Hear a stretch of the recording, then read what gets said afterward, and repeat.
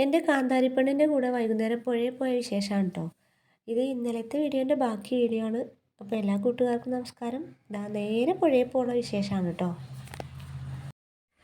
ഒരു 4:30 ആയപ്പോൾ അമ്മേൻ്റെ വീട്ടിൽ നിന്ന് ഇവിടെ വീട്ടിലെത്തി. ഇതാ ഞങ്ങൾ വൈകുന്നേരം ഒരു 5:30 ആയപ്പോൾ പുഴയിൽ കുളിക്കാൻ പോകാം കേട്ടോ. ഞാൻ എൻ്റെ ലച്ചു മോളും ഇവിടെ വന്നാൽ പിന്നെ പുഴയെ കുളിച്ചിട്ടില്ലെങ്കിൽ പിന്നെ ഞാൻ നാട്ടുകാരിയല്ലല്ലോ.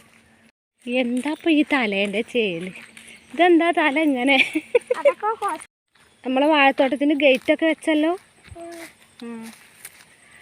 ആഹാ, സ്വർണ്ണമുഖികളെല്ലാം വെട്ടിയല്ലോ. ഇനി ആകെ 1 2 3 4 10 കൊലകളൊക്കെ ഉള്ളു. അതാ ഒരു വാഴ അതാ കായ് പഴുത്ത് നിൽക്കണത് അവിടെ. പോലെ പുഴയ്ക്ക് പോരെ. പഴുത്ത് നിൽക്കുന്നു കുഞ്ഞിമോളെ. ആഹാ, സൂര്യ അസ്തമയം കാണാം. ഇപ്പോൾ പോയാൽ നമുക്ക് പുഴയിൽ നിന്ന് സൂര്യൻ അസ്തമിക്കുന്നത് കാണാമല്ലോ. പോലെ ഹായ്, സൂര്യനെ അതാ കാണുന്നു. പുഴയിൽ പോയാൽ നമുക്ക് ശരിക്കും ആ സൂര്യൻ്റെ നേരെ താഴെ ചോട്ടിലൊരു വീട് കാണുന്നുണ്ടല്ലോ. അതാരെ വീടാ? അത് ലച്ചുമോളെ വീടാ കാണുന്നത്.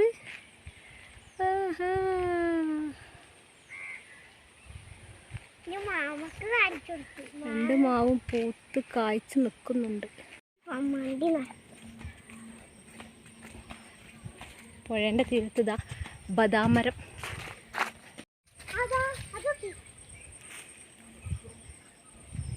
പുഴയിലെത്തിട്ടോ.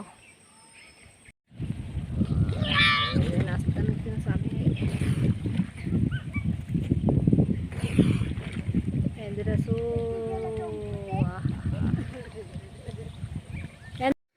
സൂര്യനൊക്കെ അസ്തമിച്ചു. ഇതാ കണ്ടില്ലേ, ആ മലേൻ്റെ അപ്പുറത്തോട്ട് സൂര്യൻ ഇതാ താഴ്ന്ന് പോയിട്ടോ. ഇനി ഈ സമയമായ കൊക്കുകളും കിളികളും പ്രാവുകളൊക്കെ പറന്നിങ്ങനെ പോവും. അത് കാണാൻ നല്ല രസമാണ്. അസ്തമയം കഴിഞ്ഞു. ഇവിടെ അതാ തോണീൻ്റെ അടുത്ത് നിന്നിട്ട് തോണി കാണുക. തോണി അസ്തമയം കഴിഞ്ഞിട്ടോ. അപ്പോൾ തോണീനെ നടക്കുന്ന തോണീൻ്റെ അടുത്ത് വന്നത്. അപ്പോൾ പുഴയോരത്തെ പൂന്തോണി കണ്ടോ? തോണി ഇതാ പുഴയോരത്ത് പൂന്തോണി എത്തിയില്ല. പുഴയോരത്ത് പൂന്തോണി എത്തിയില്ല. മന്ദാരം പൂക്കും മറുതീരത്താഴും പുന്നാകം പൂക്കും. പാട്ടെനിക്ക് അറിയില്ല. എൻ്റെ അമ്മേ ഈശ്വര. പുഴയിൽ വന്നിട്ടില്ലെങ്കിൽ ഒരു സുഖമല്ല. പുഴയിൽ കുളിക്കാൻ വന്നതാ. ലച്ചുമോൾ എൻ്റെ കൂടെ വന്നിട്ട് ലച്ചുമോൾ പുഴയിൽ നല്ല ചാടുന്നുണ്ട്. നല്ല ചാട്ടാ. ഞാനിതാ തോണിയിലിങ്ങനെ ഇരിക്കുകയാണ്. തോണി പണ്ട് സ്കൂളിൽ പോയിരുന്നെന്ന് തോണിയിലാണ് പോയിരുന്നത്. പണ്ട് എന്ന് പറയാം 2012 ഞങ്ങളിവിടെ തൂക്കുപാലം വന്നത്. പിന്നെ 2019 പ്രളയത്തിൽ തൂക്കുപാലം ഒലിച്ചുപോയി. അപ്പോൾ അതുവരെ അതിൻ്റെ മുൻപ് 2012 തൂക്കുപാലം വരുന്നതിൻ്റെ മുൻപ് ഇതിൽ തോണി സർവീസ് ചെയ്യുന്നു നേരെ അക്കരയ്ക്ക്. തൂക്കുപാലം വന്നതിന് ശേഷം ഇവിടെയുള്ള തോണി സർവീസ് നിന്നു. അതുകൊണ്ട് അതുവരെ സ്കൂളിൽ 1 തൊട്ട് 10 വരെ പോയത്, 1 തൊട്ട് 4 വരെ അമ്മേൻ്റെ വീട്ടിൽ, 5 തൊട്ട് 10 വരെ ഇവിടെയല്ലേ പഠിച്ചത്. അപ്പോൾ അന്ന് തൊട്ടേ തോണിയിലാണ്. തോണി തുഴയാനും അറിയാം, തോണി കുത്താനറിയാം, തോണി കൊണ്ട് എന്തും കാണിക്കാനറിയാം. അതുകൊണ്ട് ആ ധൈര്യം ഉണ്ട് കേട്ടോ. എല്ലാവരും എൻ്റെ കൂടെ വന്നവരൊക്കെ കുളിച്ച് കഴിഞ്ഞ് കയറിപ്പോയി. സമയം ഇപ്പോൾ 6 മണി 6:15. ഇപ്പം നോമ്പായതുകൊണ്ടാണ്, അല്ലെങ്കിൽ ഇഷ്ടം പോലെ ആൾക്കാരുണ്ടാവും. നോമ്പിൻ്റെ സമയമായതുകൊണ്ട് എല്ലാവരും, നോമ്പ് തുറക്കുന്ന ആൾക്കാരെല്ലാവരും പോവും. ഞാനും കുളിച്ച് പോട്ടെ.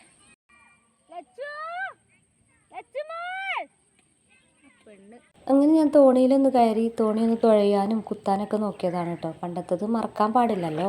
പുഴയോരത്ത് പൂന്തോണി എത്തിയില്ല, മന്ദാരം പൂക്കും.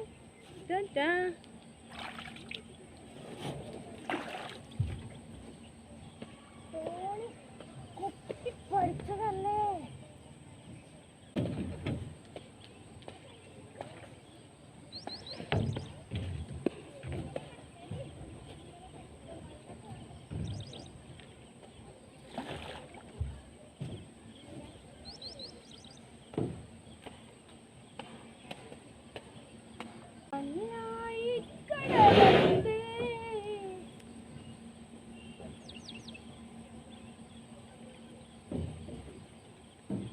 ചേടാ ഈ തോണി ഇങ്ങനെ പോകാനാണല്ലോ.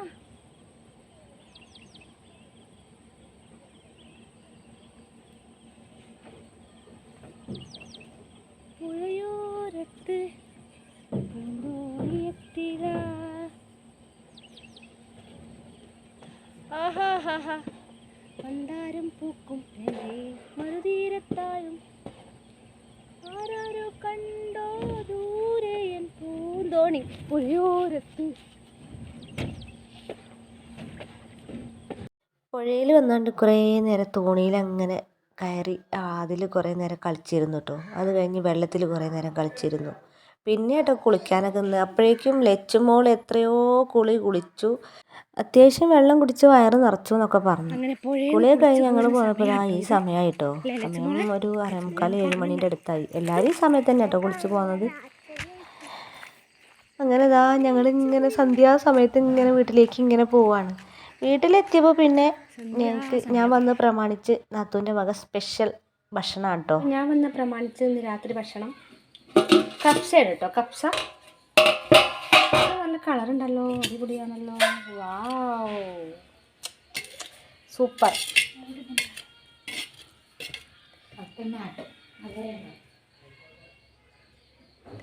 കപ്സ കഴിക്കാൻ താല്പര്യമുള്ളവരൊക്കെ വരൂ. കപ്സയിൽ പ്രധാനമായിട്ടുള്ളത് ഈ ഉണങ്ങിയ നാരങ്ങയാണ് കേട്ടോ. അപ്പോൾ കപ്സ ഉണ്ടാക്കിയത് എൻ്റെ നാത്തൂനാണ് കേട്ടോ. എനിക്ക് കപ്സ ഇതൊന്നും ഉണ്ടാക്കാൻ അറിയില്ല. അഞ്ജുവിനറിയാം ഭക്ഷണം ഉണ്ടാക്കാൻ. എനിക്ക് ഭയങ്കര ഇഷ്ടമാണ് ഈ ഉണങ്ങിയ നാരങ്ങ.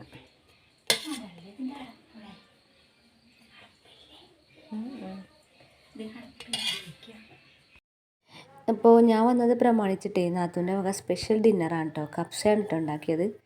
അഞ്ജുവിന് നന്നായിട്ട് ഭക്ഷണം ഉണ്ടാക്കാൻ അറിയാം കേട്ടോ. ആര് വന്നാലും നന്നായിട്ട് ഭക്ഷണം ഉണ്ടാക്കി കൊടുക്കുകയും ചെയ്യും കേട്ടോ. ഭക്ഷണമൊക്കെ ഉണ്ടാക്കി അവിടെ വെച്ചു. ഞങ്ങൾ കഴിച്ചിട്ടൊന്നുമില്ല. അപ്പം മുറ്റത്ത് ഇലഞ്ഞിമരം അത് നന്നായി പൂത്തൊലഞ്ഞിട്ടുണ്ട് കേട്ടോ. മുറ്റം നിറയെ ഇലഞ്ഞിപ്പൂക്കളാണ്.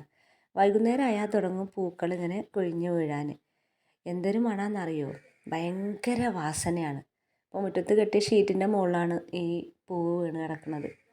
മുറ്റം നിറയെ പൂക്കളാണ്. രാവിലെ നിറയെ ഉണ്ടാവും. രാവിലെ അടിച്ചു വരാൻ തോന്നൂല. മുറ്റാകെ ഇങ്ങനെ മൂടി നിൽക്കും. മുല്ലപ്പൂവിനേക്കാളും പിന്നെ നല്ല ഒരു പ്രത്യേക വാസനയാണല്ലോ ഇലഞ്ഞിപ്പൂവിന്. ഓരോ പൂക്കൾക്കും പ്രത്യേകം മണം. ഇലഞ്ഞിപ്പൂവിൻ്റെ മണം ഒരാഴ്ചയൊക്കെ നമ്മളെ മുടിയിലുണ്ടാവും, നമ്മളെ തലയിൽ ഇങ്ങനെ ചൂടിയാൽ. ഞാനിതെല്ലാം പെറുക്കിയെടുക്കുന്നത് നല്ലൊരു പൂമാല കെട്ടാൻ വേണ്ടിയിട്ടാണ് കേട്ടോ. റൂമിലൊക്കെ വെച്ചാലേ നല്ല വാസനയായിരിക്കും. ഞാൻ പറഞ്ഞില്ലേ ഒരാഴ്ചയൊക്കെ വാസന ഉണ്ടാവും. അപ്പോൾ എല്ലാം പെറുക്കിയെടുത്തിട്ട് ലച്ചുമോളും അഞ്ചുമൊക്കെ കൂടെ ഉണ്ട് കേട്ടോ. അവരെല്ലാം പെറുക്കി തന്നു. ഇനി ഞാൻ വലിയൊരു പൂമാല കോർക്കുകയാണ് കേട്ടോ. അപ്പോൾ ഇതൊക്കെയായിരുന്നു ഇന്നലെ വൈകുന്നേരത്തെ രാത്രിയിലെ ചെറിയ വിശേഷങ്ങൾ. ഈ കുഞ്ഞു വിശേഷങ്ങൾ ഇഷ്ടമായിട്ടുള്ളവരുണ്ടെങ്കിൽ ഒന്ന് സപ്പോർട്ട് ചെയ്യാൻ മറക്കരുത് കേട്ടോ. താങ്ക്